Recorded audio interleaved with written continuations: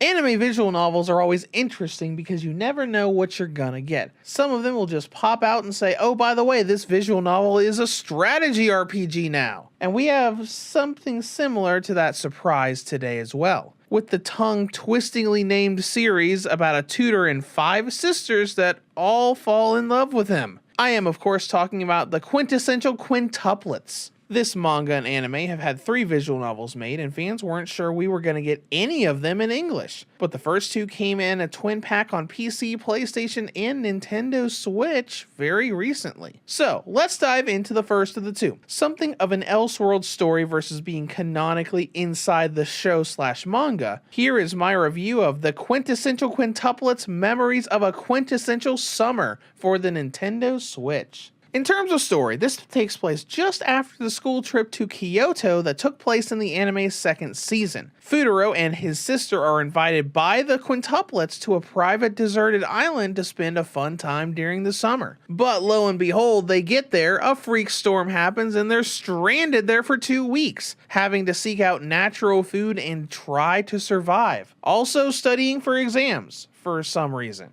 I find the story of this game alright, and clearly made for fans of the series. You aren't given any information about any of these characters, be it Futaro or the 5 quintuplets. You're pretty much expected to know who they are already and have this just be a, hey, let's see what they get up to this time sort of adventure. And because of the timeline placement of this game, which is a little confusing considering some of the events this game mentions, the anime just sort of glosses over and takes out entirely, meaning that a lot of fans that know it will only know it if they read the manga. But with the timeline's placement, there isn't a whole lot of conflict happening between the girls and Futaro. Whenever he decides to do something, they just sort of go along with it and listen to him. It feels really weird, almost out of character for a lot of them. It's not until the girls' routes that we get the good story bits. And I do find the routes to be pretty good with the writing. There's conflict that happens in each route that's pretty decent storytelling, and with hints of romance here and there. Though that's something we should talk about as well. If you want a game where you can confess your love to and romance one of the quints,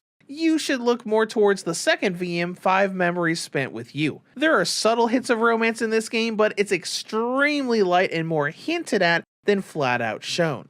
And that brings us back to the story just being alright. It's decent, but nothing fantastic or great. We'll get more into this in the gameplay section, but personally I think the studying and exams portion of this story kind of hurt it. I mean, don't get me wrong, there are some really cute scenes in this section of the game, especially with Miku, but overall it just feels a little off. When they actually do go out and do things during the heroine routes, it is legitimately good, but you gotta do a lot of work to get there. When it comes to gameplay, this is a visual novel with heavy life management elements thrown in. As you play, you'll advance story cutscenes, make dialogue choices, and assign tasks to all of the characters in order to survive with collecting food and studying for exams. To start things off, let's be real. This is a life sim with visual novel elements. I know I just said it's a visual novel and that's how it's labeled, but it really feels like a life sim. When you go into this game, you do get some VN cutscenes, but what you'll be doing for most of the game is managing the 5 girls and what they do between studying and collecting food. With that in mind, let's dive into main progression. The point of this game is to survive the island by collecting food and cooking meals, but also having the girls study so they can pass exams before the trip is over. You do this by assigning things to the girls with a schedule. You can have each girl study a subject, collect food, take a break, or spend personal time to recharge and improve their mood. But there is a little bit more to it.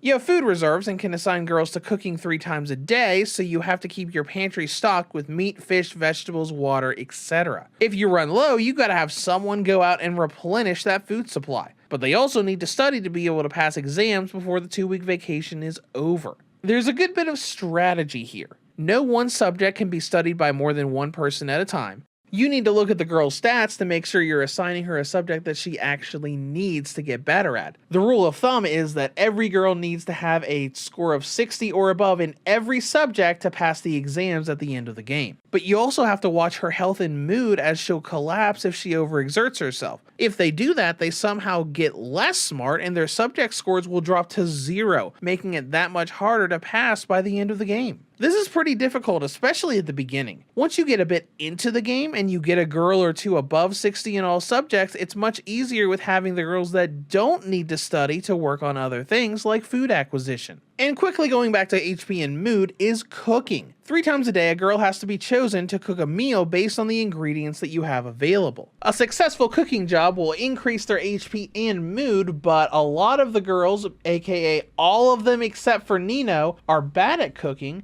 Well, the success rate is based on RNG, so you could just save your progress and reload until you get a success. Otherwise, you risk Itsuki or Ichigo walking into the kitchen and somehow managing to fail at making toast. Now, I know that sounds like a lot, but that's just with exams and food. The heroines all have routes they can go on, and you need intimacy for that. With each schedule, Futaro can support a single girl, which will raise intimacy and also greatly increase how many points they get while studying. So basically, whoever you want an ending for, have Futaro support her more than the others. Though there are other ways to raise intimacy. Despite all of the scheduling, you do get events every once in a while with dialogue choices that can raise intimacy with the girls that they are involved with. It's also important to raise the intimacy and studying of not just your preferred girl, but all of them. Sure, you want your favorite to be at the top to get her ending, but remember, if even one girl fails the exams, they will all fail and you will get a game over. If you don't have an earlier save file where you have enough time to salvage the playthrough and get everyone to 60 plus in all subjects, you have to start over.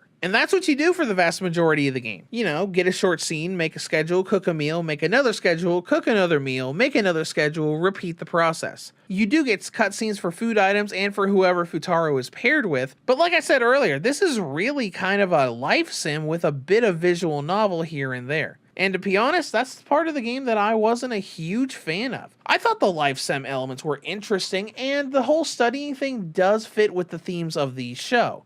But it got repetitive, especially towards the end. On my first successful playthrough, I had all of the girls at all passing levels, with Miku at max intimacy barely halfway into the game. But once you get to the end, it gets good. If they pass all the exams, you get onto a girl's route if her intimacy is high enough, and it turns into a proper visual novel. Just story scenes, dialogue choices to gear you towards a normal or good ending, and one of the girls has an arc with Futaro with bonding, conflict, and resolution. At least for the couple hours each route lasts. Speaking of time, with content and length, you'll likely be spending about 5 to 7 hours on your first run through this game. Or if you're like me and screw up your first run with them failing the exams, you might be about 10 hours in by the time you replay the game, skip scenes, and get to the end. Now for presentation. Visually, the game looks fantastic. Mages always does a stellar job with their visual novels, and the art is beautiful. From the simple renders that blink as scenes play out to the perfect event CGs. The game is just full of color and looks gorgeous.